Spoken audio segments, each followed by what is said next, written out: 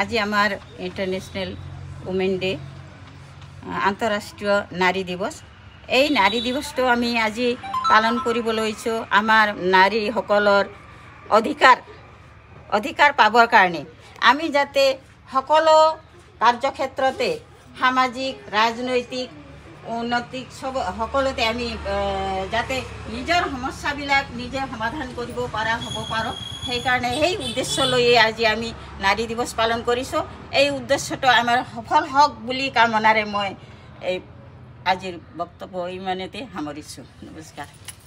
আজি 8 মাৰ্চ সমগ্ৰ বিশ্বতে নাৰী দিৱস পালন কৰা হয় আৰু ইয়াৰ লগত সংগতি ৰাখি চৰাইখোলাত অনুষ্ঠিত হৈ যায় আন্তৰ্জাতিক নাৰী দিৱস। আৰু এই নাৰী দিৱসৰ সভানেত্ৰী আছিলে শ্ৰীমতী বিষ্ণু মায়া দাহাল। সভাত বিভিন্ন ঠাইৰ পৰা বহু লোক গোট খায় আৰু ইয়াত বিশিষ্ট ব্যক্তিসকলৰ উপস্থিতি দেখা যায়। সভাত তেখেতসকলৰ অভাৱ অভিযোগৰ বিষয়ে আলোচনা কৰা হয় আৰু এই বিষয়ে ভৱিষ্যত কি কাৰ্যপন্থা ল'ব তাৰ বিষয়ে সদৰি কৰে।